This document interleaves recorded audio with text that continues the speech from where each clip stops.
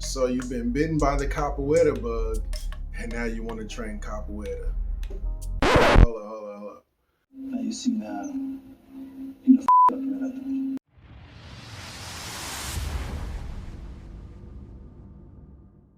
Before you do that, let me share 5 simple tips with you that I know will enhance your experience being a capoeirista and training, and also being a productive member of the capoeira community.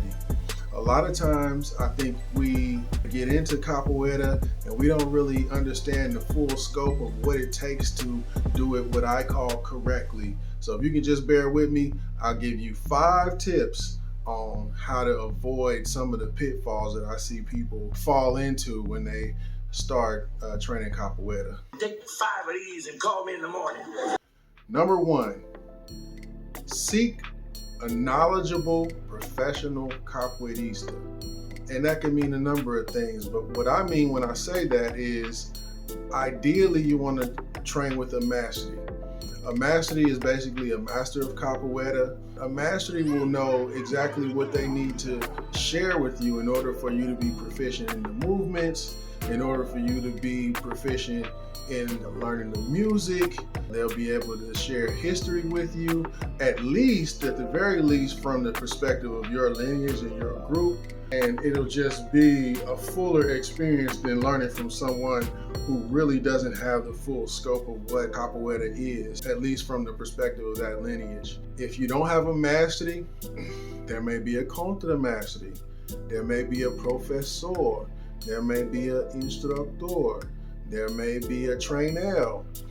Just make sure that whatever you do, you're training with somebody who echoes the messages that you want to hear to enhance who you are as a person and to have the best capoeira experience for you personally. And you want to watch, listen, and observe that person. Make sure that you're not only going off the title, you're observing and you're seeing what it is that you want to see out of capoeira from that person. Also, once you find that person, commit to that person, right? You don't want to be this person who trains Tuesday with Master 1 and then goes to train Wednesday with Professor 2, and you don't necessarily develop a solid foundation in the fundamentals of either of those groups or either of those people that you're learning from. And again, it's not about the title, it's about the experience that you see them display with capoeira. Tip number 2, you want to make sure that you have your life in order. And what I mean by that is you need to have the understanding that capoeira takes a significant time investment. It takes a significant effort investment. So whatever you need to do to get your life in order, to make sure that you have the amount of time that it takes to go to all the trainings that the mastery recommends, you want to make sure that you're training by yourself or with a partner or friends that you meet with the community. Basically, you want to make sure you're going to class and doing that self-development.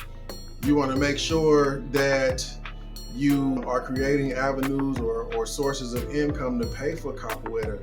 Remember, it's idealistic to think that capoeira should be given to you for free, but the reality is a lot of teachers have taken the time to learn capoeira, and for them that came with a financial investment, that came with an emotional investment, that came with a time investment. And so in being a new practitioner, you need to understand that a lot of people are going to charge you for classes, and I guess in that regard, you just want to make sure that they're charging something that you are comfortable with paying. If not, a lot of capoeiristas are very community oriented and they'd be happy to work with you. I can't speak for everybody, but most of them would be happy to work with you to make sure that that you have a mutually beneficial relationship.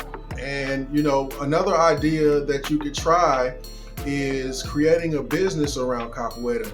Maybe you want to film events. Maybe you want to, do a podcast with capoeira. Maybe you want to eventually become a teacher.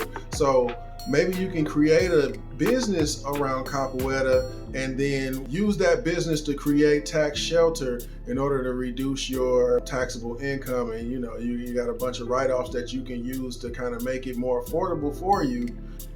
And that's another way of creating the income that it takes to really train capoeira and pay someone who's professional in training you. Tip number 3, you want to make sure that you commit to capoeira.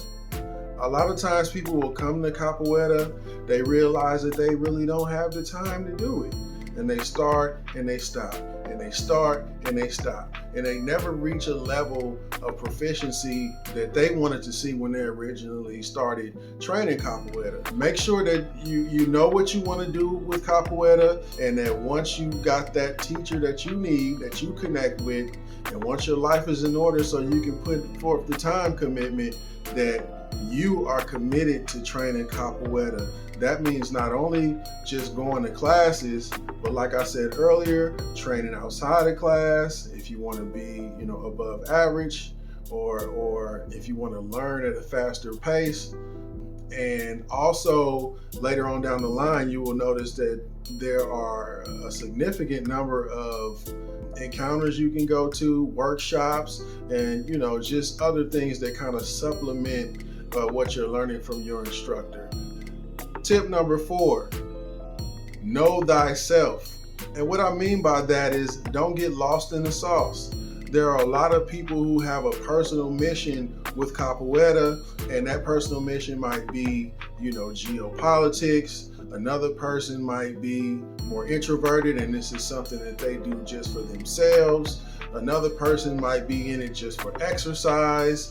And if you don't know what you want out of capoeira, then you can get pulled in either direction, and later on down the line, it's not a fulfilling experience, right? So by knowing who you are before you join a community, that allows you to be an effective member of that community. Because if you're still trying to figure out who you are, like I said, you get pulled into other people's philosophies, and you get sucked into their version of what you should be doing with capoeira. We got to remember that capoeira is a form of resistance. It is, but it's also a form of healing.